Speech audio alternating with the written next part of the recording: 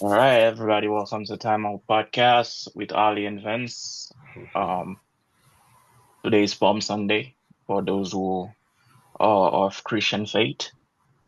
So we like a week away from Easter. So guys, take this week to self-reflect and then pray, especially us Asian, pray for the country, pray for your family. We are going to like a lot right now. So we need God's help. Pray for what you need to pray for, be like use this week that we call in our culture, we call it Semaine Sainte. hmm So use that to try to get closer to God and closer to your faith. hmm Ali, what's up, man? How was the week? How was everything? Working, stressful, and working.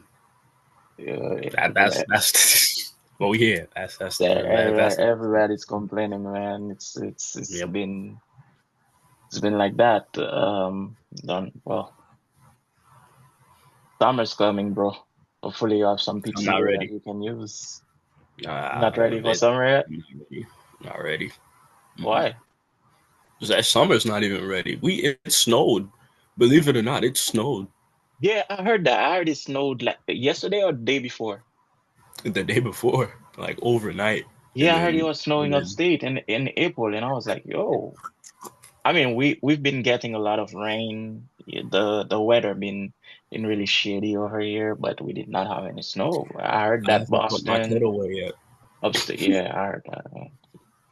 Well, Mother Nature will do what Mother Nature does. So let's get into it, man. We have a lot of stuff to talk about.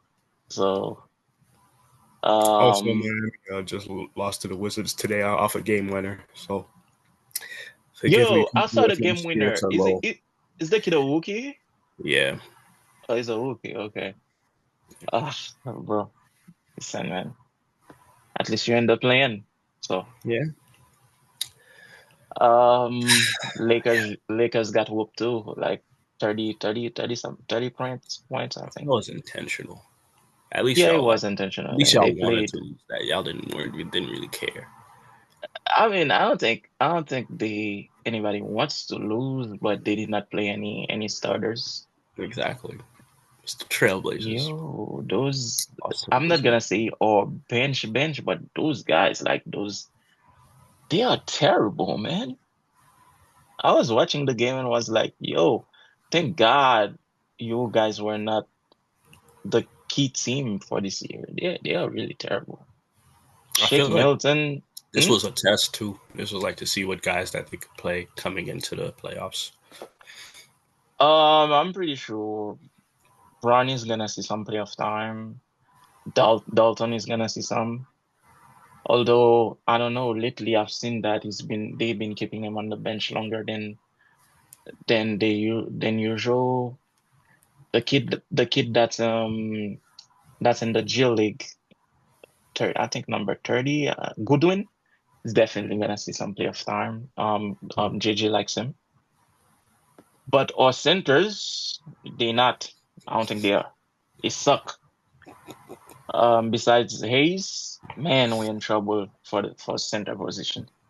And even Hayes, man, because couple games that we lost this week was because of rebound.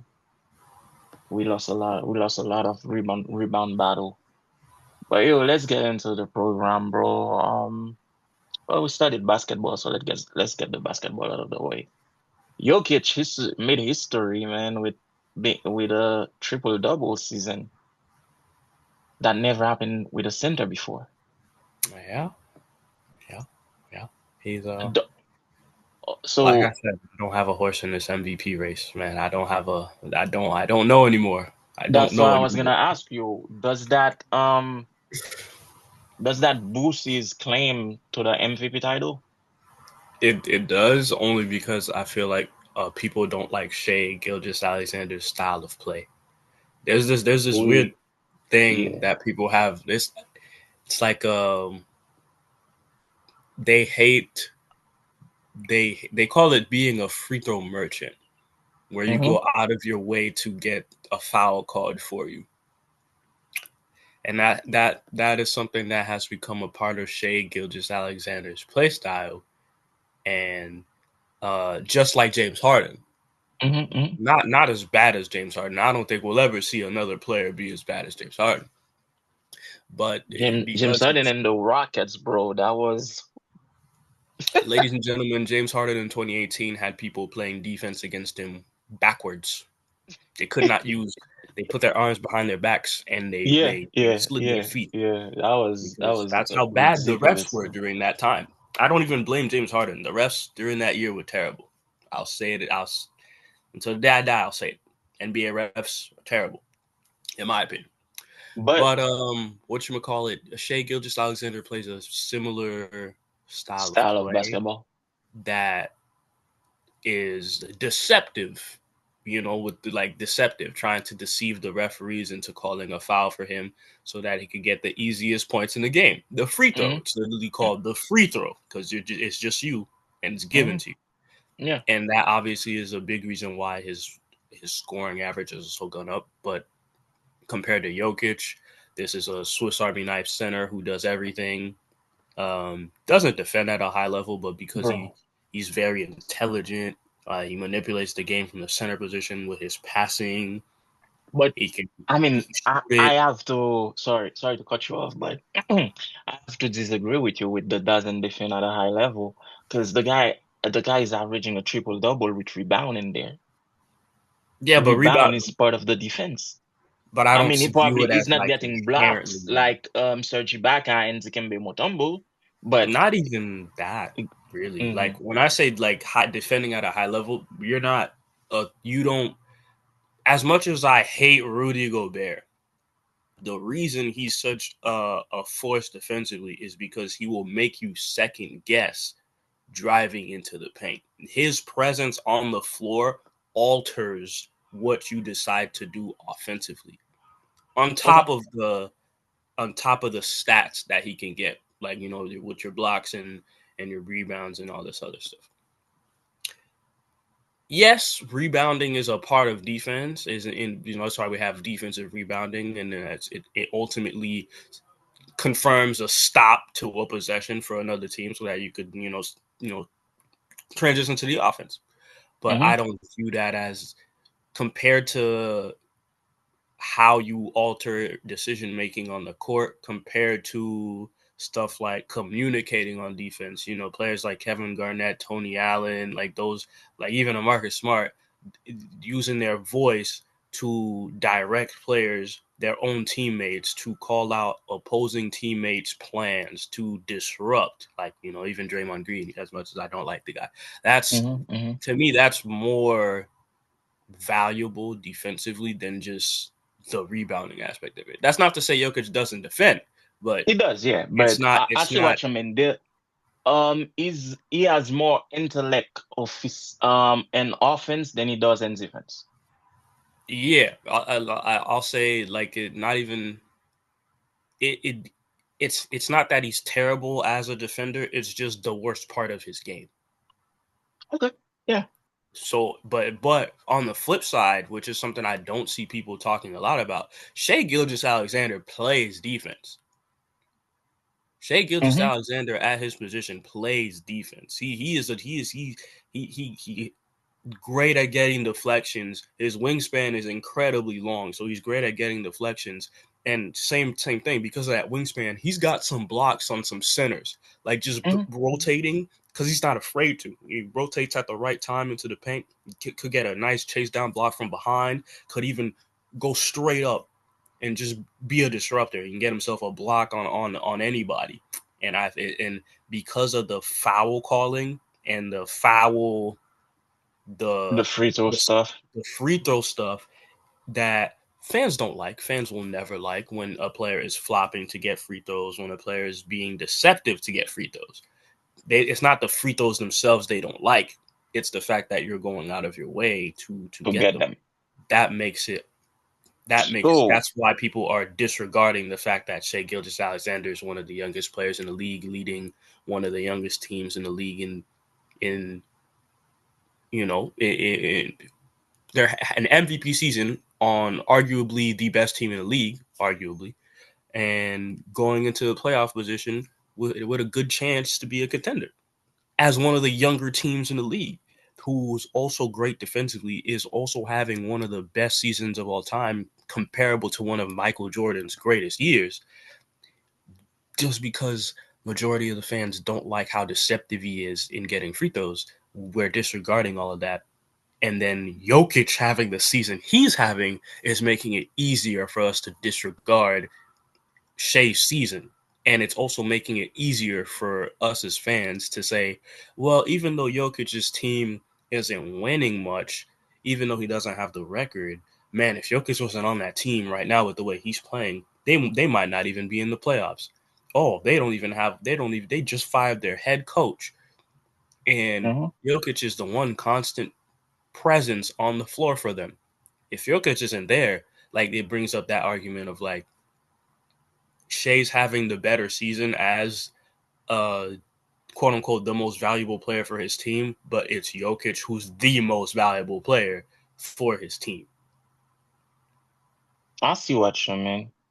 But me, everybody that follows the game that I ask, they all prefer Shea over Jokic. Is it I can say that some people don't want to see it Jokic win 3 times. Three-peat in MVP. Some people also feel like Shea is the better player and the better team in the West because they have the winning record. They are the best, and actually not even the West. They are the best team in the NBA right now. They have the better record. So some people feel like Shea is an essential part of that team. So therefore, he should win the MVP. Me personally, I'm not the biggest Shea fan. I recognize the kid has talent. I like. No, no, no, no, no. I don't hate him. Don't get me wrong. I don't hate him. But in my list of next favorite player is not as high. Actually, if they give me Ant-Man and him, I would rather support Ant-Man than him. I'm not the highest Shea supporter, but I'm recognizing that he's having an MVP season this year, and I think he should win it for the sole purpose that they build a team around him and he did not disappoint. He Mm-hmm. actually stepped into the role and carried the team and played as well as he can play to put the team in that position where the team is. Now, if you ask me, Marvins, according to you, is OKC going all the way this season? I will tell you no, Mm-hmm. because I don't see it. Okay? Although the team has a good winning record and all that, but I don't think they have what it takes to go all the way to win the Larry O'Brien trophy, Mm-hmm. right? So that's how I feel about the whole thing. Now, when it comes to Jokic season, Jokic is having a monster season, bro. And I feel like a lot of people are gonna feel like, are gonna be like, we cannot not reward this season because this season cannot go unnoticed. So that I feel like that's why because MVP is more journalist voting, right? Um, It's they not have. they have fans or only journalists. I'm. I might be wrong on this, but I'm pretty sure majority of it is journalists. That's why I think. That's why I I'm think. trying to. So I feel like some journalists are gonna be like, this is never before, and it might be never again. So Jokic deserved the MVP. So But that's like probably that's why I'm like they're also disregarding because Jokic is having a monster season, but they're from a from a guard perspective, Shea is having a season comparable to Michael Jordan on the best on the best team on a young team hmm as a young leader and player. So hmm that's why I'm like we talked about this in a previous episode too, and I was like, according to the precedent set by us, the fans, the media, in how they voted in the past and the history of the league, you got to check these boxes to be MVP. Typically, more often than not, it's going to be the person on the team who's averaging the most points on the team. Like their stats are extremely high. Their usage rate is extremely high for the team. And the team typically is a winning franchise. They have a winning record. They, more often than not, will be a contender. So you're either the best team in the league or you're somewhere like 3, 4, 5 is pushing it, but I'll get to that in a little bit. And I was gonna say something else in like how the consistency and everything. You're having a historic season or you're having a dominant season compared to other players. And if it's a really close race, what ends up breaking that tie is all right. Then we have to look at the team's result. You're the best player on the best team. You're the most valuable player in the league. That's typically how that goes. But I really believe that when we got to Westbrook, that's when it got really wonky. It got really, yeah. Because he was having a historic season. His team, the Thunder, were 6th at the time, I believe. So they were trying to say that, oh, he's having this historic MVP caliber season, doing something we haven't seen in 50 years. Yeah. But he isn't really winning. And then they did research on it, and they found out that he was winning in the games where he was having triple doubles. They were winning. They His were triple winning, yeah. doubles were leading to the results of his team. So And they were efficient triple double. they were efficient. They were necessary. They weren't because you know how like back in the day you would They were have stack padding. Yeah, like especially back then where you would have players like on the worst team and the players averaging 25. And it's like, well, somebody has to score. Like somebody got to get these buckets. It wasn't the case for Westbrook. And yeah, he wasn't stat padding. He was so they actually found out contributing. he was contributing to winning. He like almost directly responsible because it went through because he was doing everything. Pass, assist, rebounds. I don't So have to tell he you what prime literally Russell Westbrook was like. carried the team on his back. Yeah. To put the team on the 6th position. Yeah. So, and then after that, fast forward to where we're at now today, we're in that same position again with Jokić, where he's having a historic season. His team is in a position where there's a lack of stability. So it's making you think, okay, he's the constant on the team right now. His impact as a player is clearly leading to the results that the team is getting, winning wise. He is not by definition with the precedent we set with the league, but with the context of his situation, he is the most valuable player. So that's why I'm like, another great example too that I'm gonna say is that people might disagree with is LeBron in 2018 and against James Harden. Oh LeBron yeah. was having an MVP year at the start of the season. They had all those old players. They blew the team up. Then after Christmas, his efficiency took a dip. They started losing games. The Cavs were in the beginning of the season, I believe they were 2nd in the East. They fell to like 4 or 5th. James Harden had that 1 month where he was going crazy. LeBron carried people. I remember this. People were having a debate about whether or not they should extend the MVP of the league into what you do in the playoffs, as in for you to even be considered in the MVP conversation. I actually think they should do that because the playoff is part of the season. I think they should actually do that because it's. I remember those. I know that they're not gonna do it because they have a Finals MVP. Yeah. So, that's what people are having this conversation. So they were like, a precedent, like a rule, a base unspoken rule for MVP is you got to be a playoff But team. I And then think for LeBron to be second in MVP voting that season in mhm, 2018, he had arguably the greatest single individual run as a player as a player, yeah. to the finals that James Hmm. Harden wasn't in, the MVP Hmm. winner. So it like that But was I remember let me that tell being you, let me tell you though. even though James Harden was having a historic season, his team had the better record, and he ended Yeah, rightfully so. He won, so we're in the same position again, and he's the free throw merchant. He is the free throw merchant. So we're we here are again. yeah, we're in the same position. So I've been lately I've been very, very high on using AI.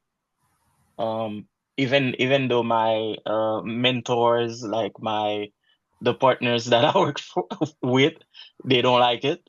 But I've been very high even in my personal life, work and everything. So I just ask ChatGPT who I guess it will consider MVP, and the answer was, if I were casting a vote for the 2025 NBA MVP, my choice will be Shai Gilgeous-Alexander of the Oklahoma City Thunders. Why? And it gave me the reason too. I was like, why Shai Gilgeous-Alexander deserves MVP? League leading scorer. Gilgeous-Alexander led the NBA with an impressive 32.8 point per game, showcasing his offensive prowess. Team success. He was instrumental in guiding the Thunder to the top seed in the Western Conference, finishing with a 51-11 record. Efficiency and versatility. Beyond scoring, he contributed 6.2 assists, 5.1 rebound, and 1.8 steal per game, all while maintaining a high shooting efficiency. So, and it did tell me while Nikola Jokic had another stellar season, averaging 28.8, 12.8 rebound, and 10.4 assists per game, Gilgeous Alexander's combination of individual excellence and team leadership gives him the edge in this MVP race. So that's how I feel about the whole thing. I'm not trusting. ChatGPT could be put. ChatGPT pulls information from the internet written by people. So But I'm not. a lot of people feel that way. Yeah, This is a summary of everything we just said. A lot of there people is. feel that way. Ah, that's because ChatGPT never good is. It didn't even factor voter fatigue. That's another like. It didn't even Uh, factor in voter I fatigue. mean, Voter voter fatigue is the fatigue. reason why LeBron doesn't have an MVP. Like LeBron has is a not to. I'm gonna stop talking about LeBron, the greatest player of all time. But it's the reason why a player like LeBron, and I'll give Ooh, you another one, a player like you got a Giannis. hot take, People aren't guys. people aren't talking about Giannis either because of voter fatigue. Voter fatigue is the reason why LeBron doesn't have more MVPs than he does now. Yeah, yeah. That's a I don't I don't So I don't have I'm pretty sure Shay's gonna win it because of voter and fatigue too. Giannis is also going to suffer from voter fatigue because he's having an amazing season too. But he's not even mentioned in the race. Nope. Nope. Oh man. But moving on from that discussion, Celtics are a little bit worried about Jaylen Brown knee for the playoff. They don't think he will be able to be fit for the playoff. Um, do you think without Jaylen Brown, the Celtics can go all the way if it comes to that? No, because we saw it in the we've never seen Jason Tatum do it on his own. Yeah. Jason Tatum is one of the few stars that's had the luxury of having a team. He's always had a team with a solid roster. Ever since he Mm-hmm. was in his rookie season, his team he's never not had a team that couldn't fight for a championship or be a threat since his rookie year. So I say all that to say that if But the way the you. Celtics are built, it's like an engine. That's how the Celtics are built to me. They're like an engine. If there's Mhm. one part in that engine, You see like me? if that engine is built to perform, if there's one part in that engine, like a BMW engine, if there's one part that's messed up in that engine, the whole thing the whole thing is it's not gonna work. You're not gonna You're you not gonna might have the same performance. no, but the car's gonna turn on. You won't be able to drive the car, Yeah, but facts. keep ignoring that check engine light. Yeah, but you're not gonna have the. I'm talking from experience. You're not gonna have the same performance. Nope. I had a three series, and I had some like it's just a elastic piece that was missing from the engine, and it wasn't running the same. Nope. Because everything has to be there. Everything has to be maintained. Mhm. Everything has to be Like a perfect. well oiled machine. Well So oiled, well taken care of machine. And Jaylen Brown is an important piece to that machine. If because there are gonna be some games where Jason Tatum is either gonna be passive or teams are going to defend Jason Tatum to the point where he's not gonna be as aggressive and he's gonna settle for jump shots and he's just not gonna it's not gonna they're gonna need offense that but Jaylen Brown would supplement because oh, that's why he got MVP too in that finals. Because throughout that entire playoffs, in instances where Jason Tatum was inconsistent, Jaylen Brown was their most consistent player, time players and time player, again. yeah. And But with look what's him, that. like if he's having knee issues though, do you think that well, do you think that will affect the Celtics to a point where they don't make it all the way to the finals? Because now, remember last week we discussed the Cavs versus the Celtics and the playoff. If it comes to that, who will we have? Now, if Jason Statham is even if he's there, but he's not 100%, if he's like 60, 70%, I give the Cavs the edge though. I have the luxury of being the fan of a player by the name of Jimmy G Buckets, aka Jimmy Butler. Hmm. Um, in the playoff series where we went against Boston, this was the one where we went and where we made it to the finals against Denver. He was dealing with knee inflammation that entire run. That entire run. So we and we still beat them. We still whooped y'all. Boston fans out there. It was dudes. He had knee inflammation. I don't know the nature of Jaylen Brown's injury. I don't know if it's more serious than that. Hmm. But if it's something like that, I've learned not to. I say this to say that I've learned not to count out the great players even when they're injured. Like I'll take a So great you player. will say you will put Jalen in the great conversation already? I'm for his compared to the. I'll take a great experienced player at 80% before I take 100% player who's never been there before. Mhm. That's like So he that's has according to again ChatGPT, he has a bone bruise with posterior and impingement in his right knee. he'll be yeah. So Is it like an issue that has impacted his availability and performance as the Boston Celtics approach the 2025 NBA playoff? and that all depends on how they use him too. If there's anything, the Celtics have done a great job of managing Kristaps Porzingis too. That's another injury-prone player. Um, Yeah. so I'm sure they're preparing for ways to deal with Jaylen Brown's injury. Ultimately, as a player, anybody who's played sports at any level, you know your body. Mm-hmm. So when it comes to injuries like a bone bruise and stuff like that, ultimately you're gonna have the final say on how you feel. And the body's weird, man. There could be a playoff series where he might drop 35 and he doesn't feel like the knee is hurting him at Is all. He bugging doesn't him at feel all. no Yeah. pain, and then all it takes is one airplane flight trip to back to Boston or back And wherever he then yeah, goes, and next and thing you yep. know, inflammation and all this other stuff happens, and he's questionable for the next game. So like with stuff like that, it's very day to day. So that they're gonna monitor him. If anything, I'm gonna hope because Jaylen Brown's one of the smartest individuals. Forget players; he's a really, really smart individual. I'm gonna Mm-hmm. hope that his ego as a player doesn't make him, because that's gonna come into play. Where, especially if Boston is in a position where they're losing, it's going to bring some urgency and make him question whether or not he should play through certain things instead of prioritizing his health. Because him healthy is better for the team if in the long run. But it's Definitely. going to be a day-to-day thing on how they choose to manage that injury. Definitely. So now let's go back to Denver and let's talk about that spring cleaning that they did, man. Oh, yeah. Nobody saw it coming. No. So that day I was at work in office. I'm sitting here watching Vince McMahon's documentary as you told me to go watch and working on a case as usual, like doing my reading while my AirPods are in listening and my phone vibrates. It's my sister and she's like, "Yo, Denver fired their coach." I'm like, "You kidding?" She's like, "Yeah."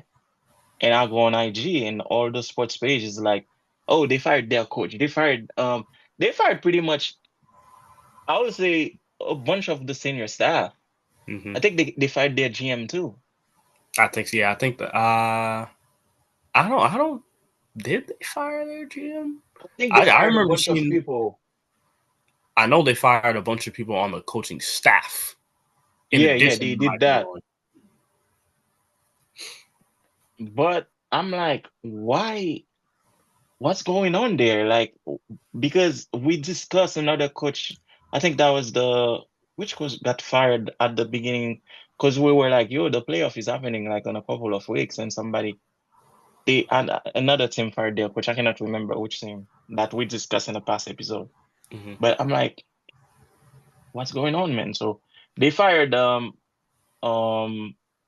Malone, yeah, the coach, and they say they will not renew the contract of the GM. That's what they said. I don't know I don't know what they're preparing for, but I will say I've hated the media coverage about the issue because they're trying to say it was because of Westbrook that he got fired because he You, prioritized playing Westbrook and he gave Westbrook favorable treatment over other players on the team, not named Jokic and Murray. but That's the Murray has not. Murray is that player that you don't really hear, and then is killing you silently. yes. Because Murray is that guy I remember very well. When the Lakers were gonna face Denver in He the hates first him. round, that I was like, Murray has not been really. I've not heard the hype, and Mm-hmm. Murray was the one where he eliminated us. So I'm like, oh. Yeah, y'all So didn't have a guard I that could was, guard. yeah, we did not have a guard Gave that y'all could the stop work. Murray.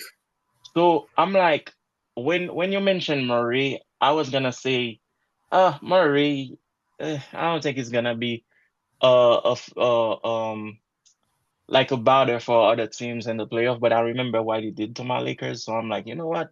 Were you Mm, watching during the NBA bubble? What he did to in that Utah series is the greatest, one of the greatest yeah. series I've ever seen in my life. But this regular season, you have not really heard of him. No, You and heard of Westbrook more as the point than Murray. To a yeah, point where I remember past episode I asked you, should they put Westbrook like as a starter and leave Murray on the bench? yeah, And that yeah, was a serious because conversation because Westbrook was instant impact when he got traded to the team. But that yeah, from what I've been listening, like for like I've had my couple Nuggets fans and stuff. They're not there's this weird Westbrook. It's so weird because you have Westbrook fans super you have biased. Nuggets fans. You know Nuggets fans. Yeah, I know Really? Nuggets. Yeah, so That's yeah, I know interesting. Nuggets fans. I know Nuggets fans. Like when during the Jokic and Embiid MVP race. Oh yeah, it was real. So Really? we have Westbrook haters on one side. We have Westbrook fans on another side. Both of them are super biased. And then you got a combination. You got Nuggets fans in like in the middle who are like on both ends of it. And they don't like Westbrook very much because they say that for But why? everything that he brings, like his energy and like his style of play is too chaotic. He's still inefficient, and the turnovers are just too costly. So you think, So I they mean, don't like Westbrook. So they don't. So they're like how the Lakers fans were towards the end. oh They're no, but like the thing is though, Westbrook has contributed more to the Nuggets than to he the ever did Lakers. for us. Yeah, he contributed to the Clippers more than he ever did for y'all. But Exactly. they're like tired of him. They're like, no, especially that game against Minnesota, the turnover at the end, At the end, that that hurt him. The his credibility in Yeah, their it hurt his eyes. stock. It hurt his stock to the mainstream. But to the Nuggets fans who watch him on a night to night basis, they'll tell you, oh, that's like this is like an every game thing where Westbrook will do some crazy out of pocket thing that hurts the team and cuts the momentum off the team and negatively impacts a run that the team is making. And then because at first I thought they were crazy, and then you look at the numbers and you're like, man, this man Westbrook is averaging how many turnovers the last 5 games? And it's just So you I've can't. not really watched a full game for the Nuggets, man. It's okay So because it's Kate like. But then you talk to Westbrook fans and they're like, no, Westbrook has helped the team, and because they remember when he first got there, how like Jokić was finding him on cuts, and I remember I was saying this because I was watching the games. Like, good for Westbrook, he's in a team that appreciates him, and all this other stuff. Back to the original thing I was saying, I don't appreciate the coverage because anytime Westbrook is on a team and things aren't going well, he's the first person that they're like, it might be this guy. It might be mhm. because of this. When all it really is he's not fully helping the problem because of his chaotic play style, but that's it. There's I don't think there was any foul play where somebody in the locker room was like, Coach Malone is playing him over. Like they're trying to say that Coach Malone lost the locker room because he was prioritizing Westbrook to the degree of Jokić and Murray because Westbrook is a Hall of Fame type of player and all this other But stuff, which I'm I not mean, buying. I'm not buying it either because the team looks good, man, when they're playing. Minus all those turnover stuff that you're talking about. But I mean, there was every other player have turnovers, not to Westbrook's level, but you looking at the team, man, they look like they were together. Like At they had like we will chemistry. we will That's the word not I'm we looking will for. never know. We will never know. The media is gonna. I say So this now also. they have their assistant coach, David Alderman, as interim head coach, and they're gonna go to the playoffs. Like, cannot remember I need to remember that. What other team we talk about next episode that fired their coach, bro? I know there was more than one. No, Chauncey Billups still has a job. Yeah, he was right there on my TV earlier. It's not Chauncey. Was it Phoenix? Don't remember. Was it No, it's Phoenix? not Phoenix because it was a playoff team. Come on, Uh, GBT. Let me know. Oh, Grizzlies. ah, ah. I mean, yeah, but like, that's a Grizzlies. playing team. Yeah, it's a playing team. Ah, Um, Grizzlies I fired already their talked about the coach, Grizzlies and losing their then, window well, we talk because about Sacramento already. yeah, But so both teams, Denver and Grizzlies, they are promoting their assistant coach to interim head coach. Is it? I'm wondering, like, can the assistant carry the team to a deep playoff one, especially for the Nuggets? for the Because, Nuggets, I will say yes. but think about it, bro. If they fired the coach because they said he prioritized Westbrook, you don't think this guy is gonna be like, yo, Westbrook is gonna be on a limited time on the field because I don't want to have the same problem that my predecessor had. That's that's only if that was the reason. At the same time, not to switch to a different sport in soccer, but at the same time, he could also have a completely different view of the situation Hmm. compared to Malone. So he could be like, um, this is going to be the playoff rotations.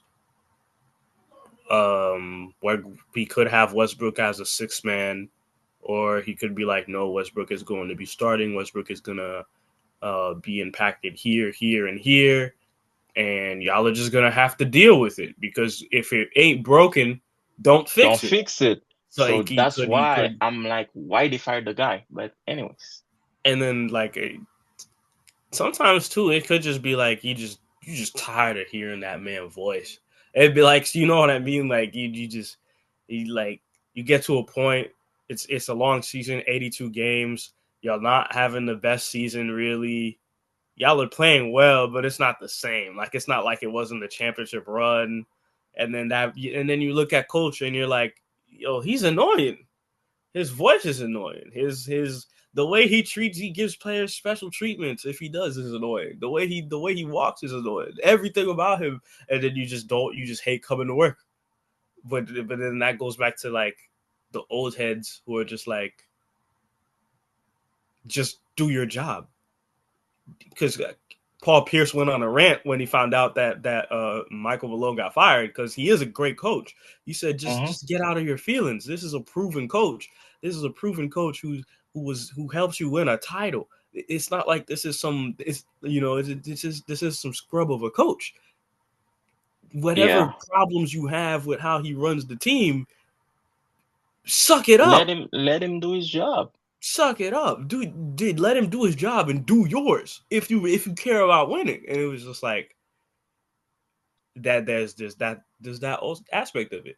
The assistant in this case is most likely going to run the same plays Mike Malone ran or the same concepts because that's what the team is used to. Yeah, I I'm going mean to be that's very the playbook. surprised if he switches Just a everything little up. bit. I think he's gonna have a little input here and there from his perspective because it's a different guy. So, It's a different but guy, but yeah, the playbook is not gonna change much. But hey, there's gonna be some tweak.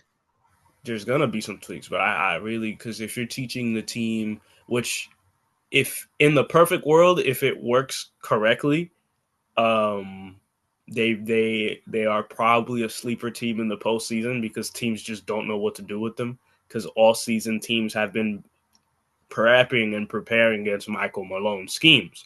So now Hmm. you put in a new coach and he's adding new systems here. He's using players differently there, and then it throws everything off. It throws off your preparation.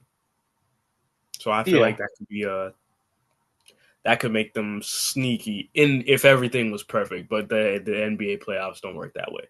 Realistically, um, Jokic is gonna it's gonna be a Jokic Jamal Murray carry job. That's what they're I gonna see. have to. That's what I see. They're gonna have to, and they're gonna need their supporting cast like Gordon to give a 15 one night, Porter Jr. to give 15 another night. They're gonna need those guys to step up a little bit, in my And opinion. I feel like look out for Christian Brown, especially in this postseason, to get more Hmm. opportunities. Silent killer, silent killer. Yeah, But yeah, man, moving on. Let's talk about Ja Morant. it's always something with this guy. It's always something. Yo, you know what I like about this kid? So I was listening to, I cannot remember who, because he was on YouTube and I was scrolling and I found a clip where they were discussing him. For those who don't know, ladies and gentlemen, Ja Morant has been. They told him not to use the gun celebration no more, so he used a grenade celebration now. He threw a grenade into not a real grenade, obviously, but if he did the move and then put his hands on his ear, like mimicking the whole grenade thing.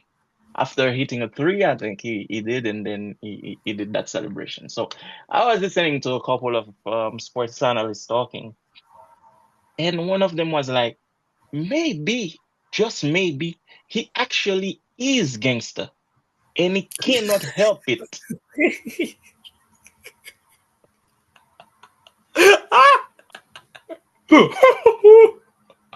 They were like, maybe it is, it is like, that French term where they tell you c'est plus fort que moi. Let me see. It's harder for him. Like it's very hard for him not to be gangster because the gangster is in his blood. Like he needs to have those gangster moments. So I don't know. Maybe that's what's happening, bro. Because I don't get it. You are really on a list where you being scrutinized every night. They are watching your every move because you got suspended a bunch of times in previous seasons for flashing guns at clubs, at cars. Um, you you got suspended, I think, because your friend did a gun move to a referee. Your celebration before was shooting people. They tell you to stop, and now you're using a grenade. What's next? A Honestly, bomb? I like the celebration. I like the grenade celebration, and I really Honestly, don't. bro, I hope the Memphis Grizzlies crowd gets in on it. Like if he does it at a home game, I need the crowd. Like when he does the celebration, I need the crowd to say "boom." Like I need everybody in unison to say "boom." boom. I need it. Like he throws it, he does this, and then you just hear "boom." Like I need it. I need it. I need that. Honestly, I That's don't it. think it's gonna happen no more. I think they're When gonna the have Memphis him. crowd is They're gonna tell laying, him to stop doing it. then he's not gonna stop doing it because it's not a. There have been worse NBA celebrations throughout history. This is and this is gonna But lead me into another take I have. I go don't ahead. like what I don't like that Adam Silver is copying the NFL in the fact that he wants to to Keep it PG. keep it PG and not even keep it PG, but mess with players expressing themselves because the NBA has this problem. Forget the celebrations. Whenever you like you scream and one or you say something after you score a bucket, you get a technical. You stare That at a is player after you score the hardest basket you ever did in your life, and they hit you with a technical. You do dog, something after you score, and they hit you with a taunting technical. bro. See, I forgot to put that on the list, but that gets me to the tech that Luka received in that OKC game.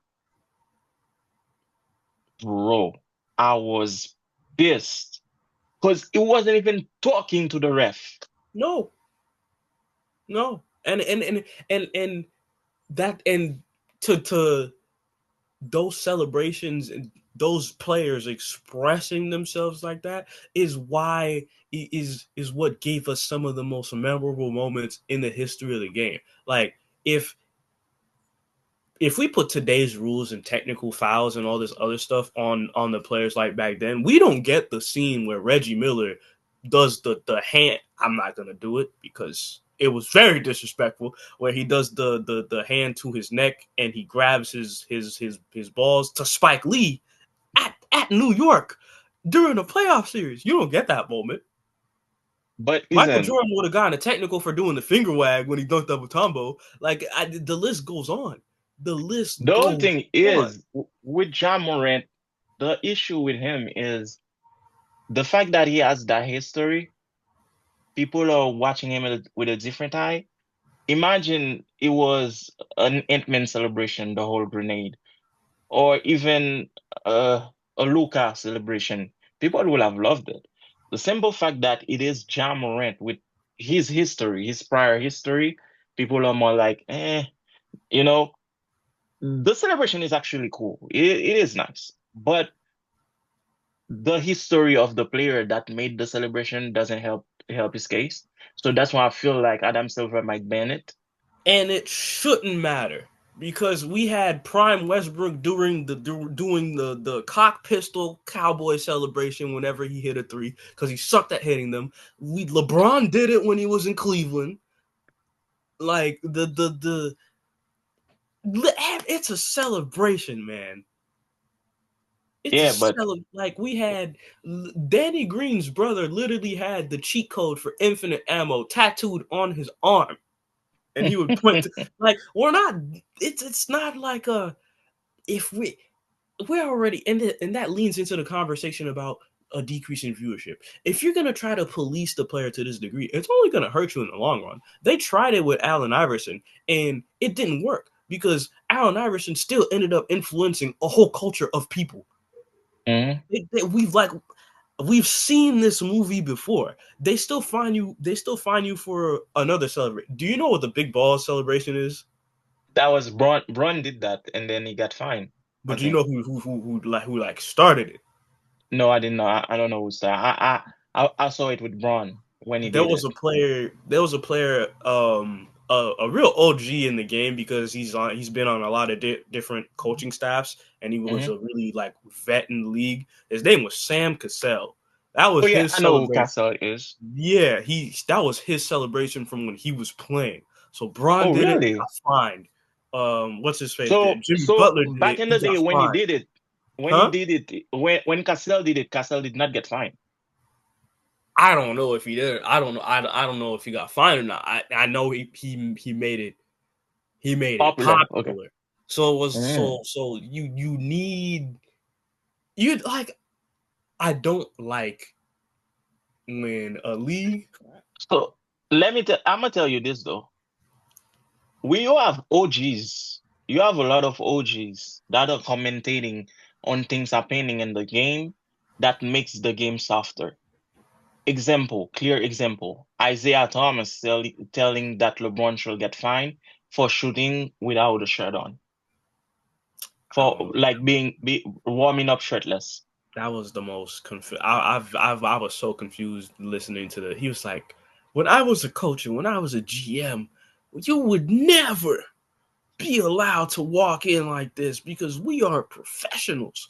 We are this, we are Okay, that, and it's like so you were a GM, you were terrible at it. You were a coach, you were even worse. there's gonna be a trend of because the kid hit the celly and people are talking and everybody is saying that yo, this kid has a history of this and that and that and that is in. So I think that's gonna influence Adam Silver's decision. And if it does, I'm gonna be very disappointed. David Stern, may he rest in peace, had tougher skin. So, We all know that Adam Silver is a little bit. I don't want to say I'm not gonna call he him soft, is. but he's more. No, not soft. But, He gets impacted by listening to these OGs. uh, nah, because if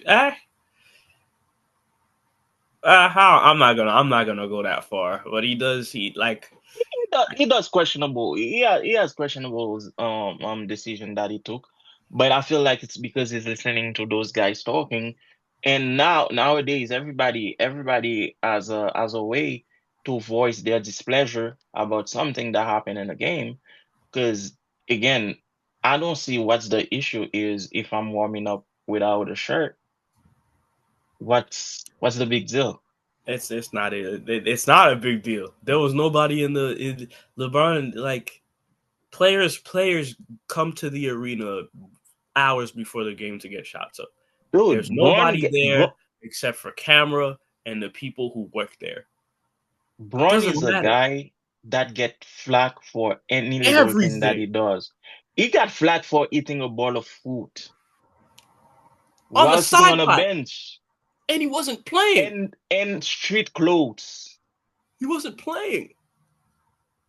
So like I don't know, man. So that's what I'm telling you. I feel like we might not see that celebration again. We're gonna see it, man, because it's Well, not like Adam Silver banned. You said you can't eat on the sideline no, no, after. no, no, not big. I'm not using that for the celebration. I'm No, saying that. I'm just saying like it's not like, but the celebration, even given his history, Yeah, that's why I was saying we might not see it again. I don't think it's gonna. I don't think it's gonna. It's Ja Morant. If you cut off one celebration, he's gonna come up with another one. It is, but there's been that celebration like the the guns and not to be like like that, but it would make it so obvious that you're targeting a player. And as a commissioner, when there's more important things you could be dealing with, this isn't what you should be focused on for the league.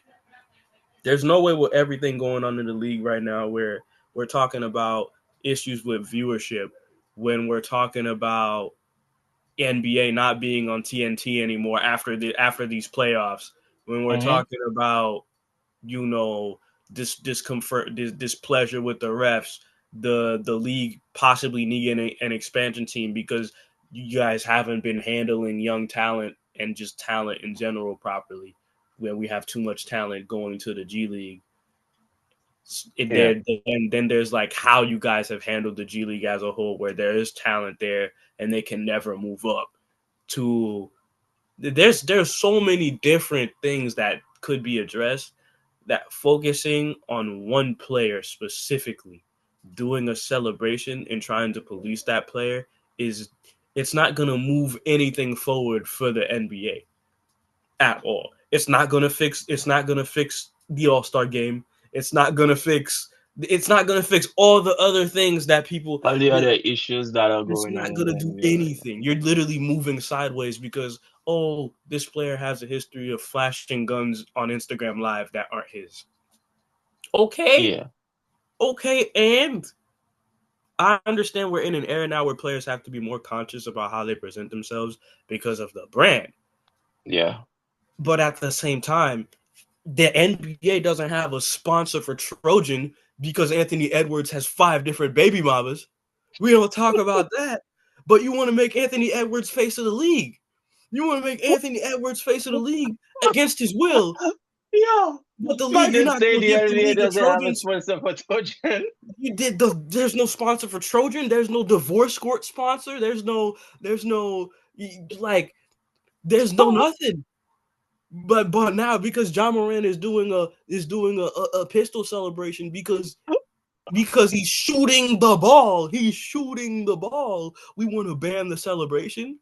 You Yeah. guys tried to make Zion the face of the league, and he was in relations with a porn star. We're not banning, like we're not partnering with Bang Bros.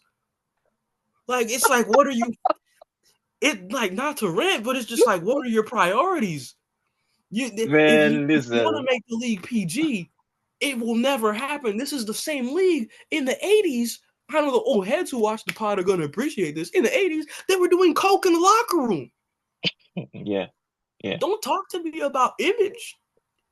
Larry Bird was drinking beers in the locker room after games.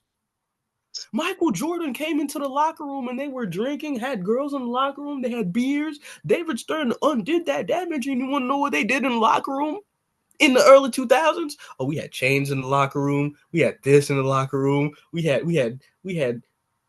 weed in the locker room sometimes. Like, this is like for the world. They even had guns in the locker room. When weed was still illegal, people. We had the NBA's never been. It's a grown man sport for a It is. grown man Yes. league.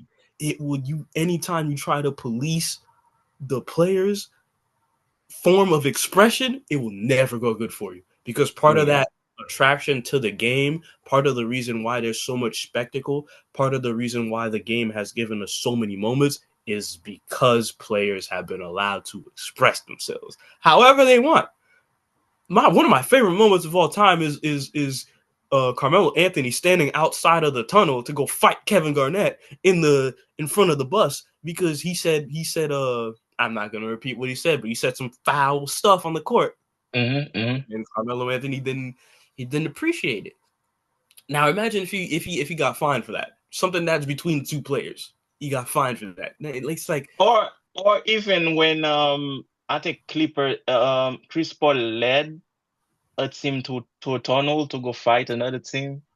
He in the led light, the yeah, the Clippers, Clippers to go yeah, fight Clippers versus. I think it was the Clippers. It had to have been the Clippers versus the Warriors or one of them teams. No, it no, I was think it was either. Houston. It was Houston. Yeah, It Clippers was Houston versus Houston. in the He in led the he led tunnel. the Clippers in a tunnel to go fight Houston. That's what I'm saying. Like rival, like and then I'll say this so and then we can move on to it because like Mhm. this is what I'm saying, that why him policing him The ending that league. celebration is just why I don't view it as a good thing. Yeah. When we talk, this goes back to another issue that you're not going to be addressing if you focus on this. Mm-hmm. We're already hearing talks that, and this is a narrative I don't agree with, but there's a lot of people out there that think that the NBA doesn't have rivalries anymore. The old past players included, they will tell you Mm-hmm. the Mm-hmm. NBA has no rivalries anymore. Yeah, These players are too I'm one nice. of these These people. players are too friendly. These players are too this. These players. That. What? I've been very vocal about this. How are you gonna expect me to act a fool and be any other way if I'm gonna get a technical, and then if I do a celebration, I'm gonna get fined? I can't express myself competitively. So if Mm-hmm. I might as well smile to my opponent. I might as well ask him how his family's doing during the game. I Give him might a as well hug. how are the kids? I might as well talk like that. Because if I come with smoke, I'm gonna get fined. If I come with Yeah. smoke, I'm hurting my team. We're getting a technical. I might get thrown out. You only need 2 technicals to get thrown out of a game. Two. Yeah. Two. You get 2 Yeah. technicals, you're out of here. And they're Which making it Luca easier got unjustly in the last game of the early season in the for game. him. Or And last they're game of the making it regular so season. easy. They're making it so easy for you to get those 2 technicals. How are you going to build a rivalry? How are you gonna create those moments for the NBA? How are you gonna Yeah. create those moments for the media? Because Mm-hmm. part of the appeal of the league too, that even though we hate it, it's also a reason why we watched it. The narrative. LeBron putting on his backpack, taking Cleveland to the finals to go against the Warriors, who have every all-star you could name. That's a story. Trae Young, rivalry versus the entire city of New York. That's a story. Mm-hmm. Jimmy Butler reviving the Miami Heat versus Boston rivalry. That's a story. You build the atmosphere, you allow players to express themselves, even if it's negative. So if I see Ja Morant have bad blood with a team or something, or with a crowd, and he does the gun celebration because he just shot a 3, aka a shot, people, a shot, and a shot. That's okay. That's fine. But That's fine. yeah, we're gonna move forward. There's not We do. really much Because stuff in football. I tried to find some things to talk about in football, but man, I don't feel like there's a lot of stuff that happened in basketball too. I got sleeper they're teams for days. The Clippers there. are a sleeper team. Well, it's a rough Yeah, season for football there's watchers right now. definitely more stuff to discuss in basketball. But for example, the Suns missing the playoffs and the I don't care play-ins. about them. That's confirmed failure. If you see a car crash and you know the car had flat tires, are you surprised? Yeah, true, true. No. But they still had three great players. They have KD, Booker, and Bill. That are solid players. Which I'm trying to understand how they're gonna move from those 3 guys this offseason. They're gonna find a way to get rid of Beal. That's for sure. Beal was I know KD has been rumored to go to a lot of teams, so we'll see how that goes. KD might leave by himself because they tried to trade him and he wasn't too happy about that. Yeah, yeah, And Devin Booker's just gonna suffer. He's just gonna suffer in Phoenix. forever. Loyal to the end. But in football, the biggest thing that has been going on right now is Roger might be a Steeler. That's one. And the second thing, the NFL fired 3 referees that were part of Chief games where the Chief won controversially. So Ali has been telling us that the Chief has a secret teammate, and now the NFL has uncovered those teammates and removed them from the team, from the whole league, actually. So Ali has been I vindicated, guy. I feel vindicated. I I I would start off. They called me a madman.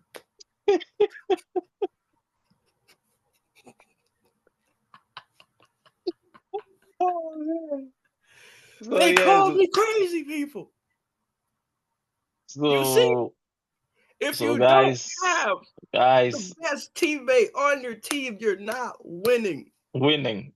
You've been saying it too. You said there were so many games this season that the Chiefs should not have I've won. lost. I said it. I You said it. said it. You But said it. no. And I even broke down the team to explain to you guys why they should have not won those games. Because the team quality, they did not have a Super Bowl caliber team. I will keep saying it. They did not have that. And what But you happened guys when they refused killed to against the believe real it. team? You guys thought I was a hater toward the Chief. I And love we tried to Mahomes, replace in guys. the I Super Bowl. We've seen what happened. Belt to to us. ass. Yep. We And seen it. also Dak Prescott, my my Cowboys fan. Dak Prescott America's team. says is very, very ready. After his injury, is ready to put out numbers. We'll Mm-hmm. see how that goes. We'll see Mm-hmm. how I that mean, goes. they can put up numbers. Like this is a team that had the best home record in the NFL at one point, and then they got to the postseason and they got smacked out of there. So That's what we like matters. They can have the best the best home and away record for all regular season. I remember my Niners went 15-1 or 16-1, and we did not win a Super Bowl. So that don't matter. You can nope. have the best record ever. It You just don't have to make it matter. far in the playoffs. It don't matter. Well, It don't hopefully matter. they hire It really don't matter. the boys in black and white stripes for their team. Well, Um, the three that were very complacent with the Chiefs got fired, so we'll see how that goes. every Now team's let's got their move. fans though. Mhm. Every team's got their fans Most definitely, with a most whistle. definitely. I feel like too to go back to what we were saying in past episodes about because I remember one of the things I said I was like, well, if you're the best team in the NFL and you have a player that the NFL wants to market, you're gonna win more games. You're You're gonna gonna definitely win win more more games. games. Yeah. Win more And games. right now they want to market Patrick Mahomes. They want the next Brady, I don't and think he's the one at the best position to be the next Brady. I think this was a sign that they might be moving away from him. Yeah, yeah, yeah. This I think this he lost definitely is a his sign. So I wonder who is the next chosen one. This season is probably gonna tell us, but I really wonder who's the next chosen one. sleeper pick, Joe Burrow. He had a fantastic end to his season to last season.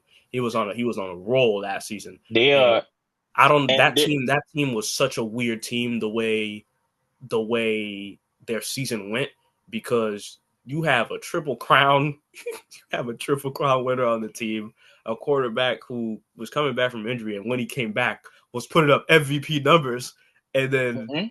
it just fell flat at the end. So I So think the team fell flat because they had an issue with team chemistry. that's why I'm like that's why I think. I Yeah, think. because Jammer Chase was asking for more targets. Yep. He threatened to leave. There was a whole debacle in the media with Jammer Chase and Joe Burrow. And now he resigned. He said that he's in better spirit. They have the other receiver too that they resigned T Higgins. So we'll see how that goes. But I feel like I I think feel like the it's whole gonna be issue Joe with Burrow.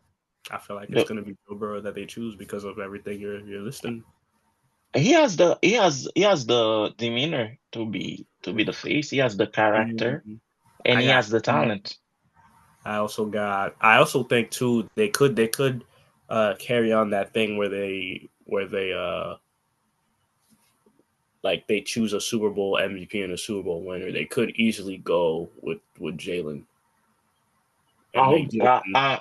I mean I'm hoping they choose Purdy, but I know it's not gonna be Purdy It's never gonna be Purdy. I'm because he so was Mr. Irrelevant, so they definitely not gonna push him.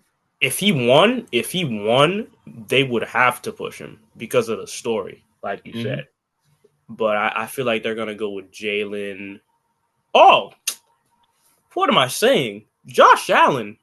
Josh, this is next season might be Josh Allen's seat, like his year to win a Super Bowl. Um, You it already beat the might. MVP favorite, Lamar Jackson. They fired the only team that's been in your way for real has been that man in Kansas City, and they just fired 3 of his best teammates. It might be his year.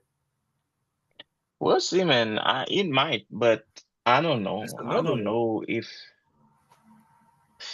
I think the whole team, man, where the team is located, all of that might be an issue. But we'll see. We'll see how that goes, guys. But they already got like passionate fans that have a. I feel like if you're on a team with passionate fans that have a like Bills Mafia, like That there's like like because I'm also thinking about it from like a business business purpose perspective side perspective of it. because they've already been because the fact that he was in the MVP race compared to Lamar Jackson, who's all the way in Baltimore, and you Hmm could argue he was not marketed better or talked about better than Lamar, but like he was pushed heavily. It was him, Lamar, and then Patrick Mahomes was like somewhere because they had already given Patrick Mahomes the championship because he had those 3 amazing teammates.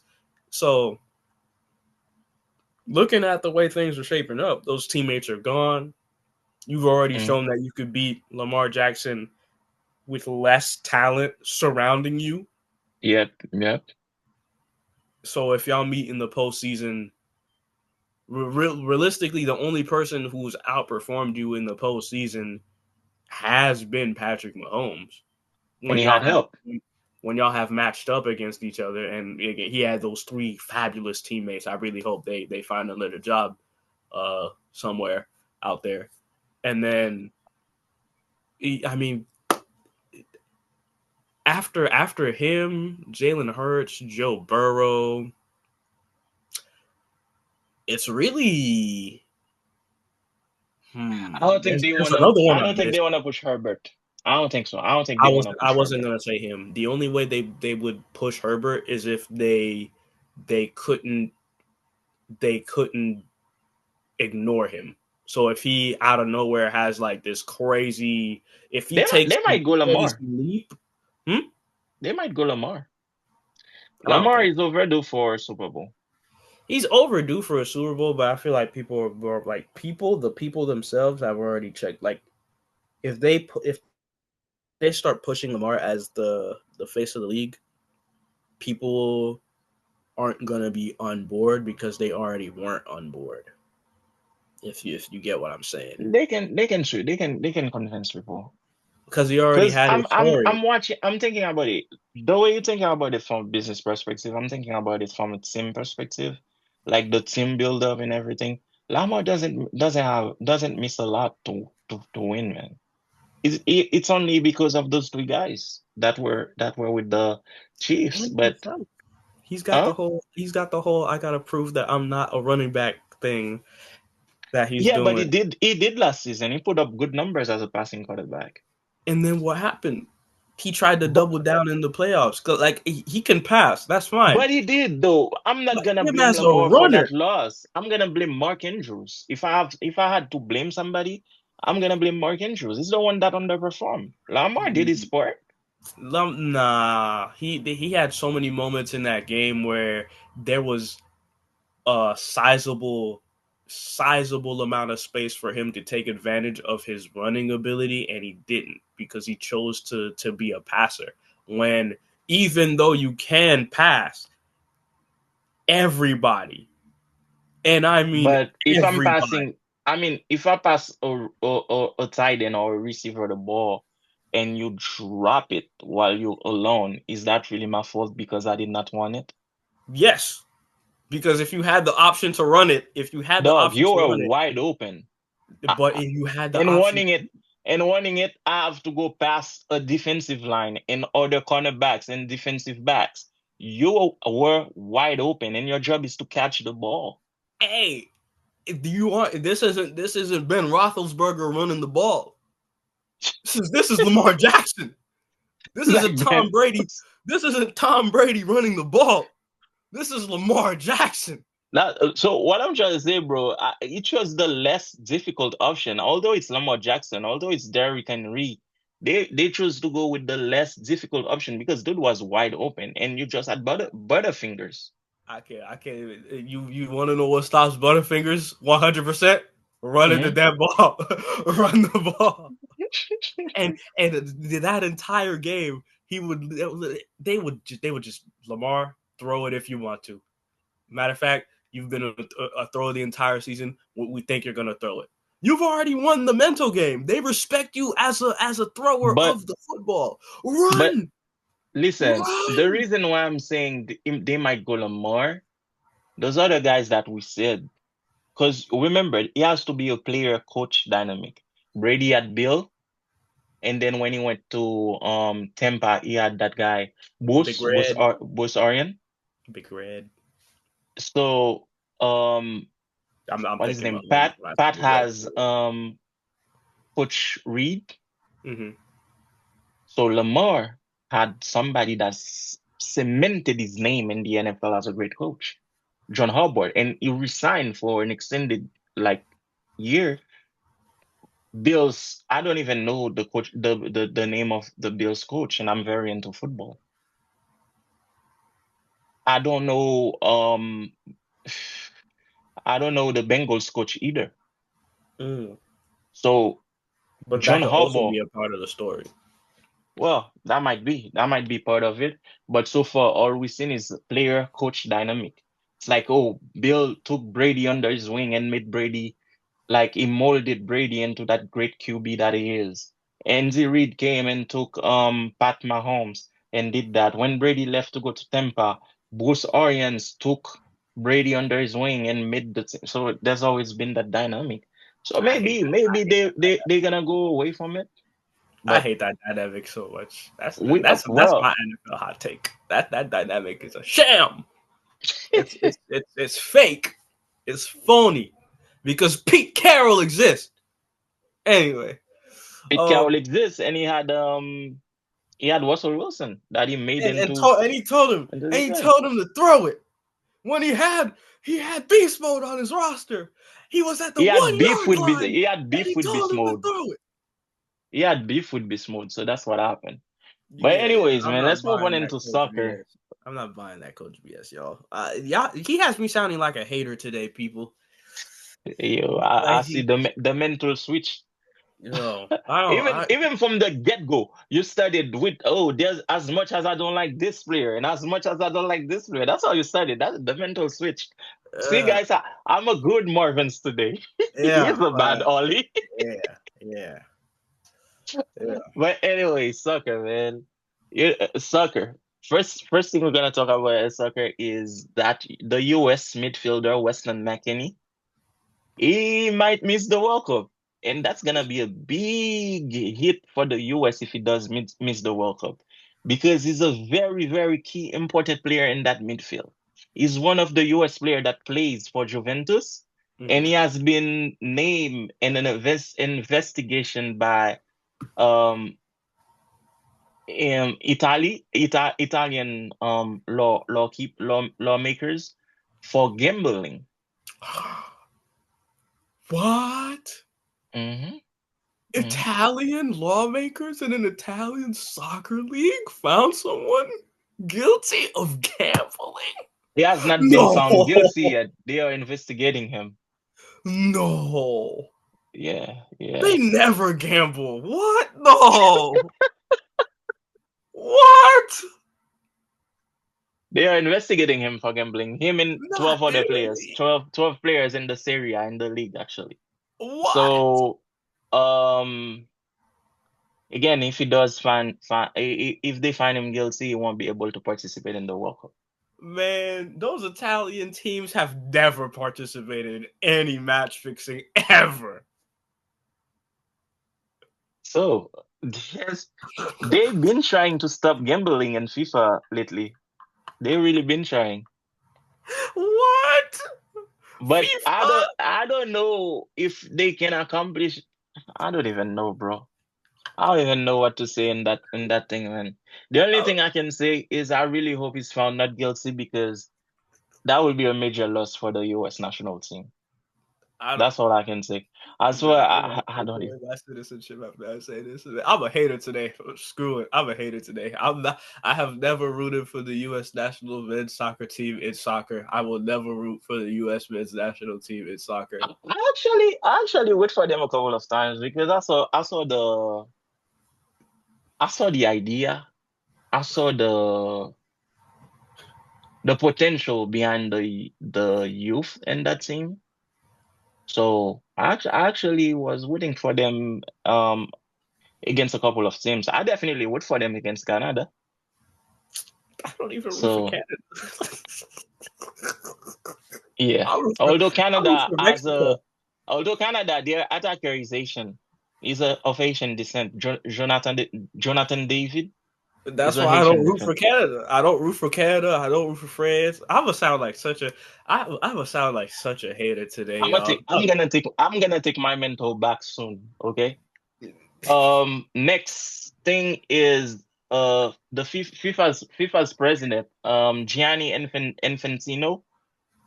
He promised expansion in soccer and it is happening. So remember we were discussing like last episode I came in and was like it's getting sad for sports fan because a lot of sport are ending. For soccer, we have the Club World Cup that is actually happening in the US. So there's gonna be a couple of games in the US. And also he expanded the World Cup to 48 teams, which I'm glad and happy about. That gives Haiti a chance to participate. Because I keep telling people that if Haiti doesn't participate in this World Cup, that means we truly suck.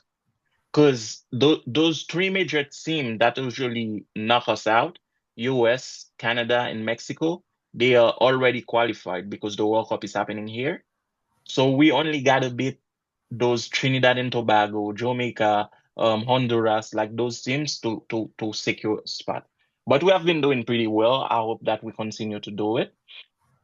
Also, he expanded uh let's see, he emphasized the benefit of global competition and development, noting that four Asian clubs will participate in the Club World Cup. So we have 32 teams doing the Club World Cup this year. So it is clubs from everywhere. Unfortunately, Haiti doesn't have a league right now, so we're not gonna see any Haitian team because of everything happening in the country. But it's gonna be a nice Club World Cup. Although we already know who's gonna win because I'm not saying the all that. those European giants, bro, come on. I'm not You gonna have say all Real Madrid in a Club World Cup. You have Barcelona. You don't know that. how that final is Maybe gonna look like. Barcelona, but I don't know about the other guys. You know, they might Yeah. lose. Okay, sir. I need my mental back because I'm gonna talk about the Champions League. Take it, man. Because I've All been. right, Champions League this week. First leg of the quarterfinals. Mhm. Barcelona comfortably won 4-0 against Dortmund. Can you say that word again? Can you say how comfortably? Right. We did that Comfortably, easily. but Right. I did Yeah. notice a few things in the team though. Lamine Yamal is tired. Mhm. He he needs to rest, people. I don't know. Did they play today?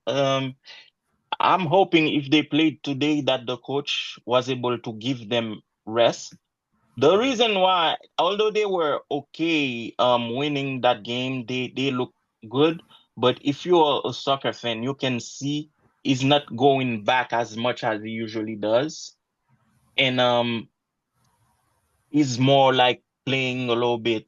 He's kind of resting a little bit on the field. He's playing Messi style when Messi got older.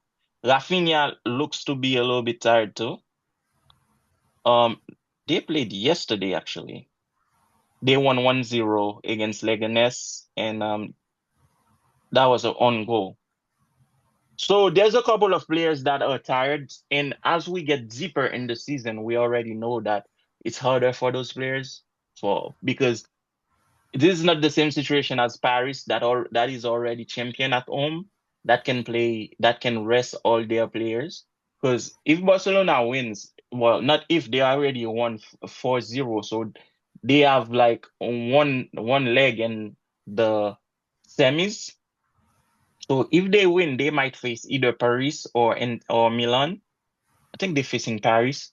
Paris is already champion in France, so Mhm. they don't need to rest any guy. They can rest all their starter and play their bench players. And Barcelona is still fighting against Madrid for La Liga because they are only up 4 points. Mhm. So Madrid won today, Barcelona won today, so they only up 4 points. Any mishaps, um, Real Madrid might win that Liga. And we have Atletico too, right in the third position, knocking at the door. So Atletico is. yeah, it's not a situation where they are in a position to rest their starters, but they need to do something.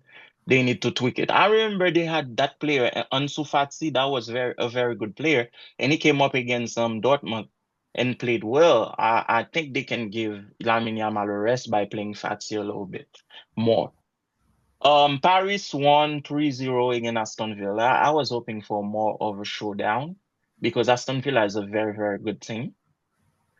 But hey, again, Paris is champion at home, so they can rest their players and only fight for the Champions League.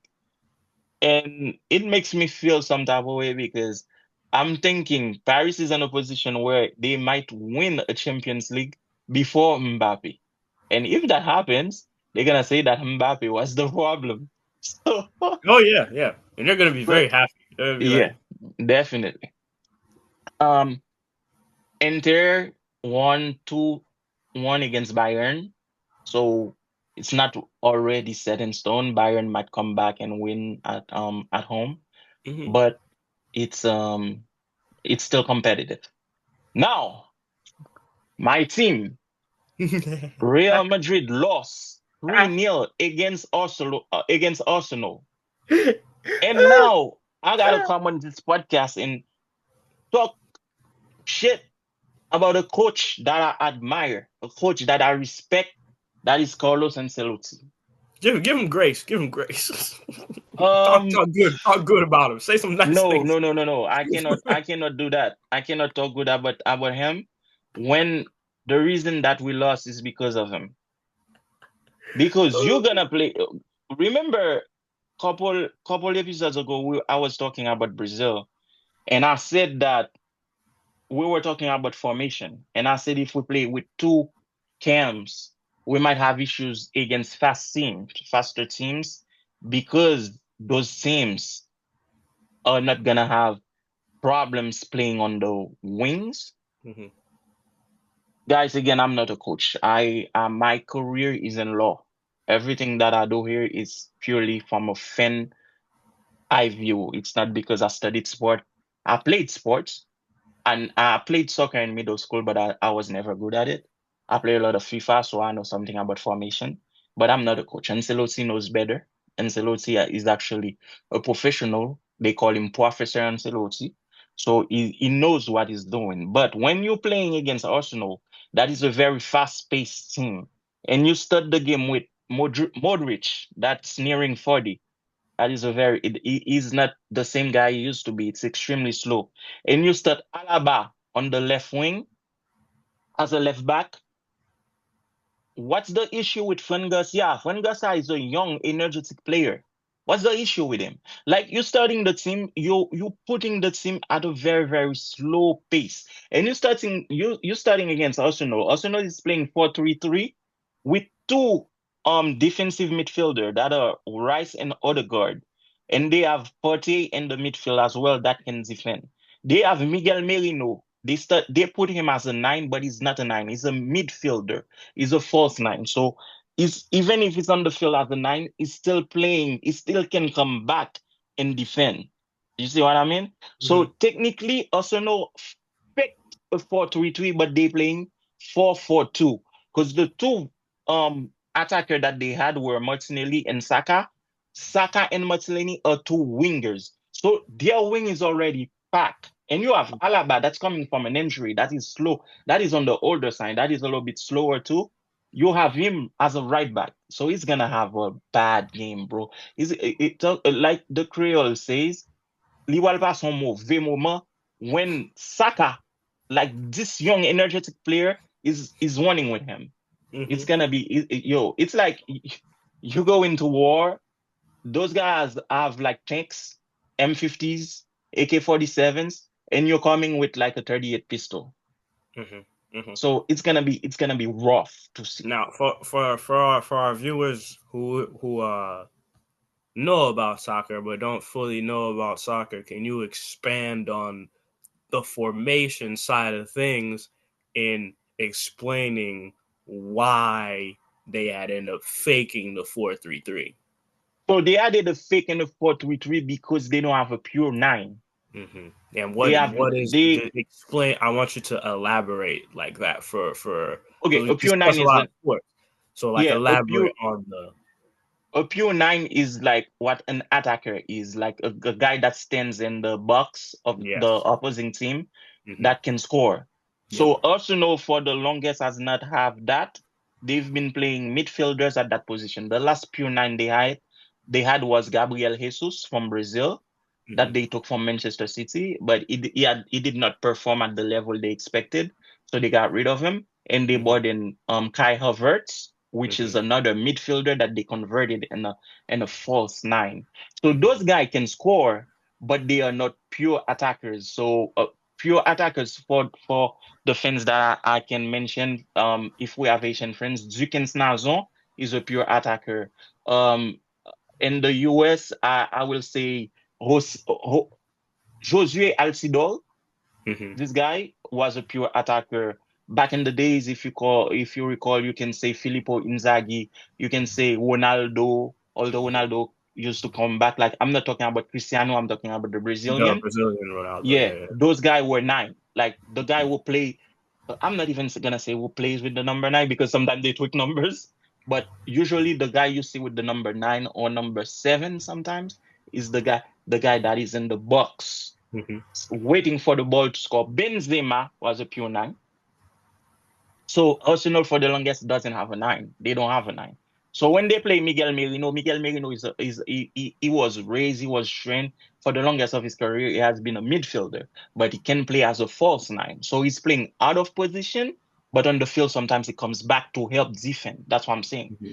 So now when you have Real Madrid playing a 4-4-2 formation with Rodrigo coming back on the wing, they Mm-hmm. have Valverde.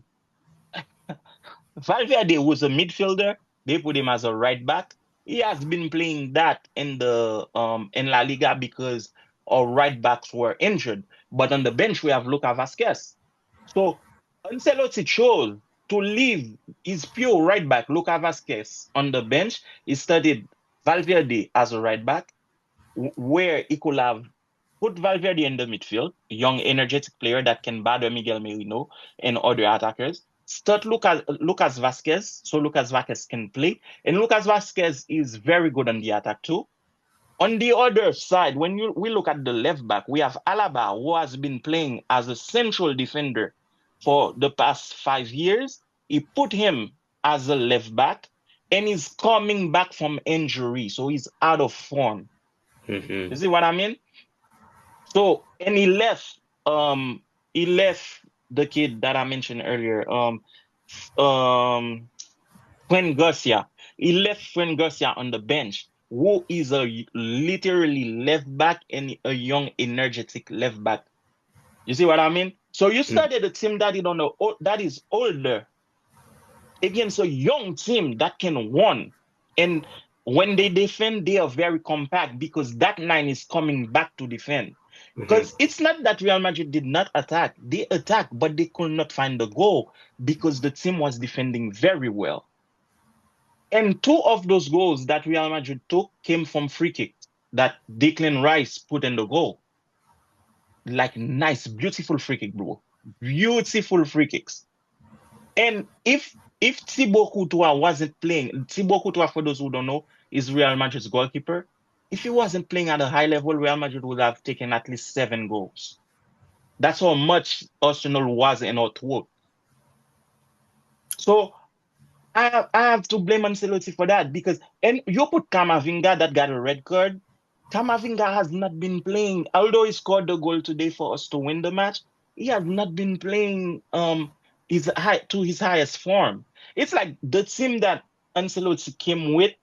I have a journalist that I listen to sometimes when I'm watching games. When he saw the formation, he was like, "Oh, San Ancelotti fella."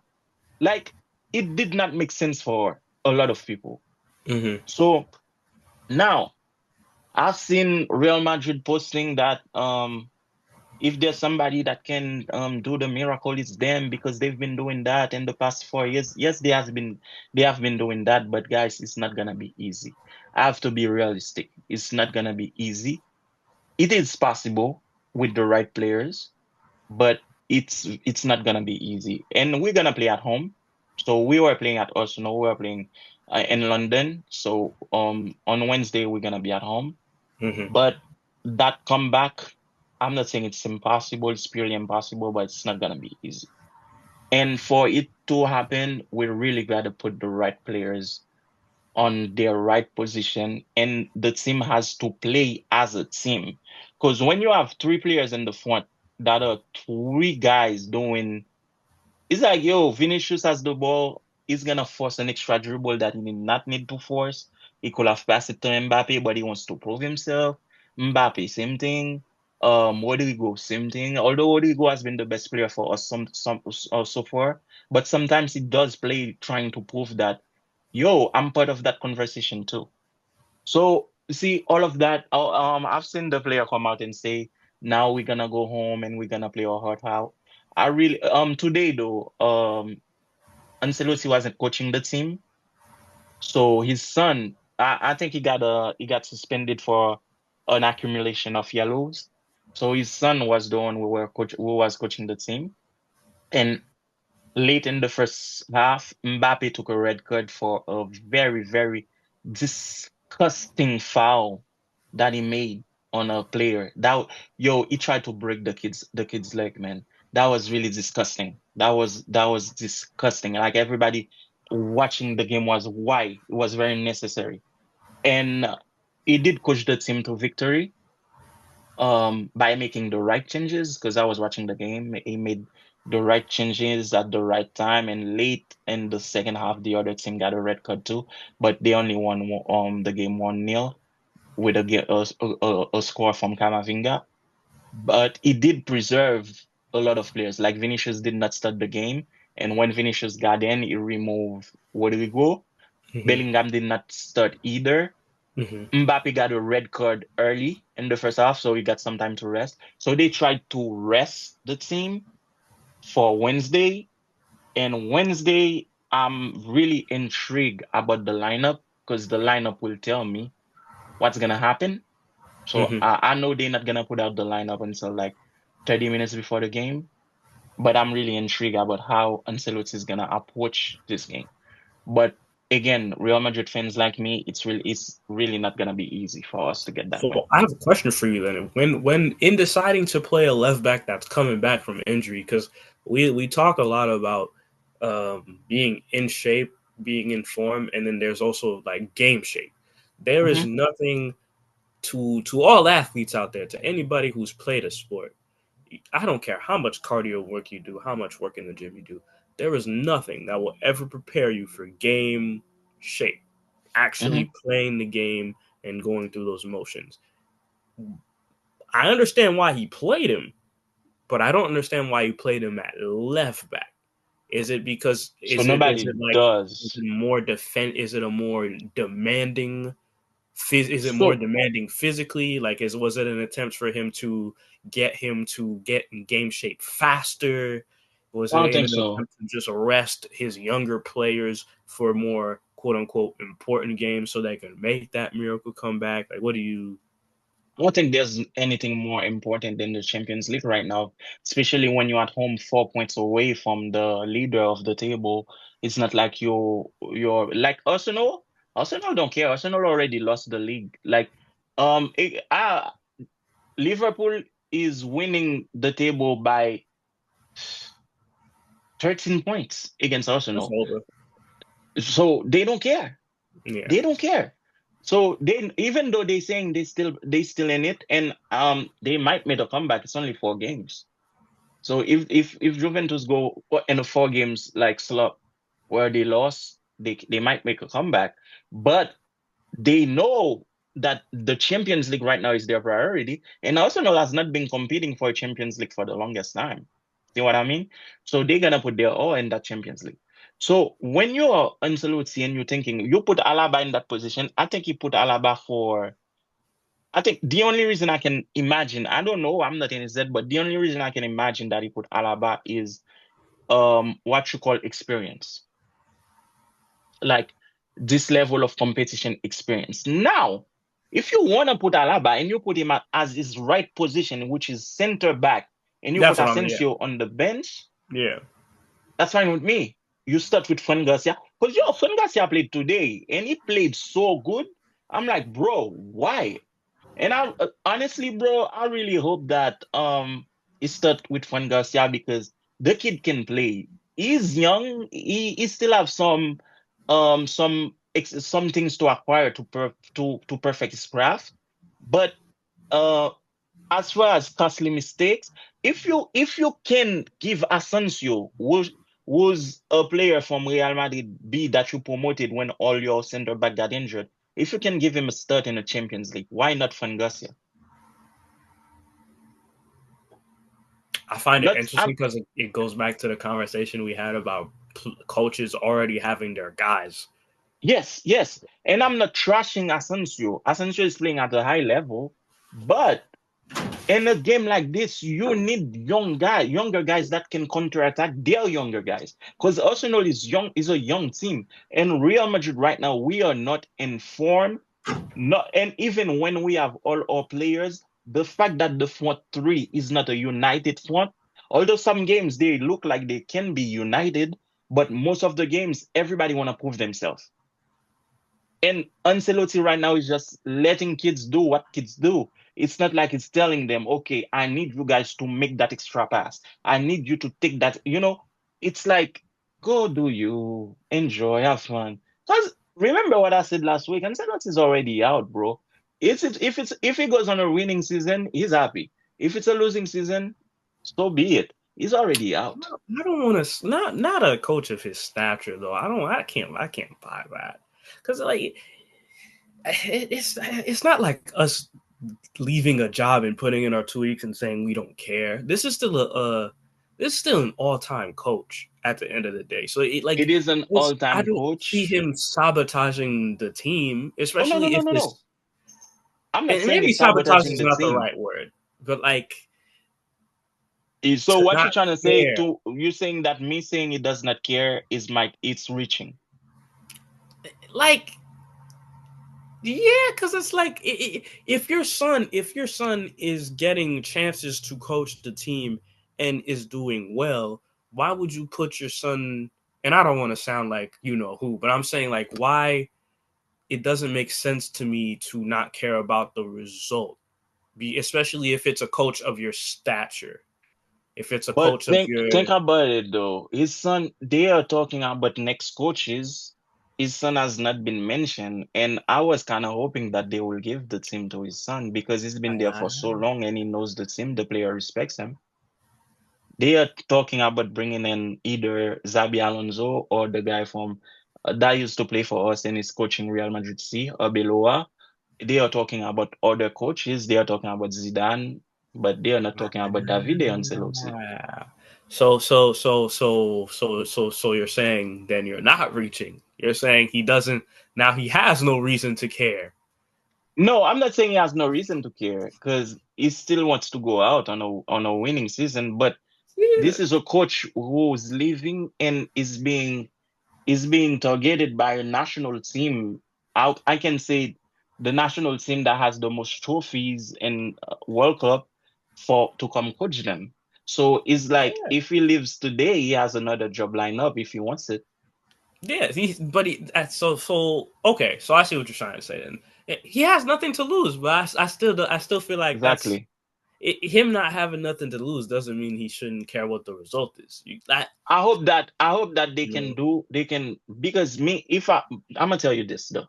Again, that's me being me, I that's him guess. hating. No, not hating. I'm not a professional. I'm gonna tell you guys. in his position, Wednesday, I start the game like this. I start the game with Lucas Vasquez on the right back. Mm-hmm. I have Asensio Woodiger at central midfield.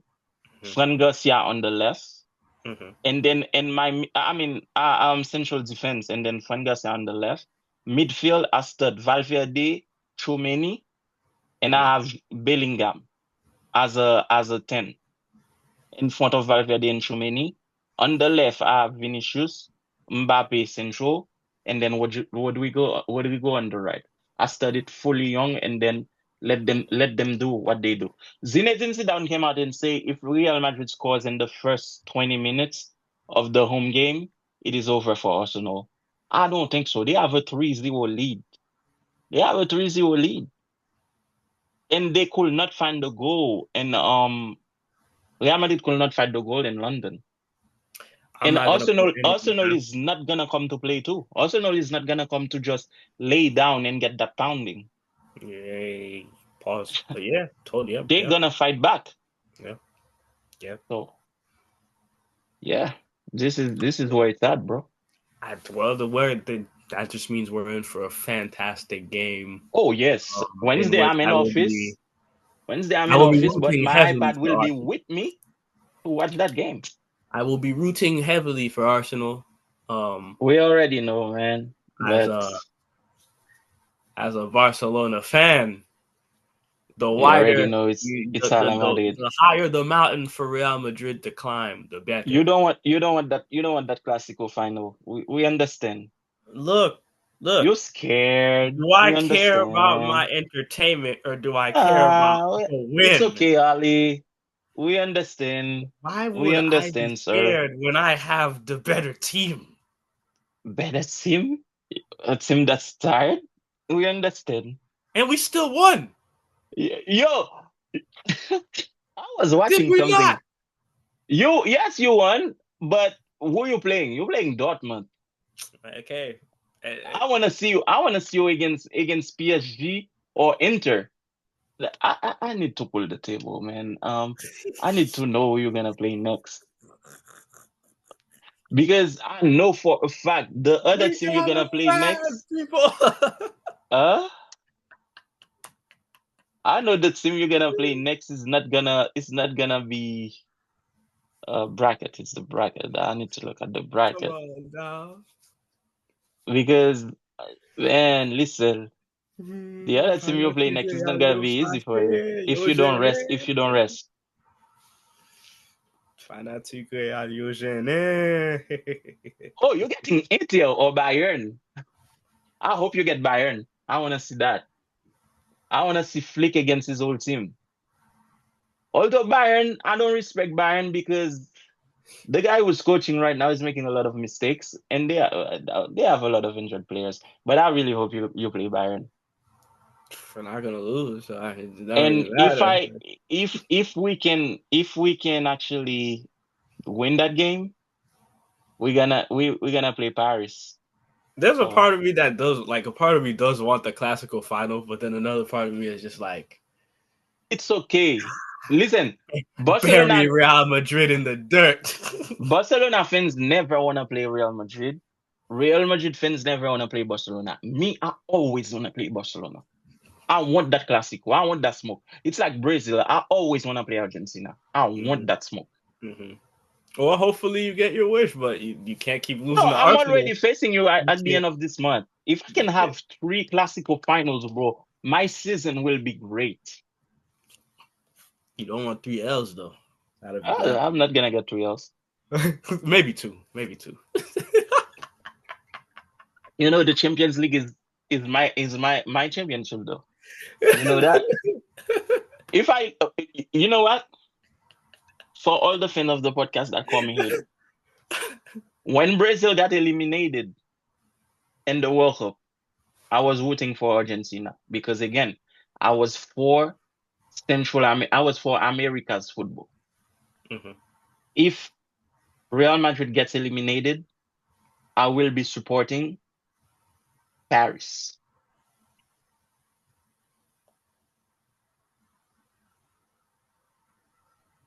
I'm not gonna be supporting Barcelona.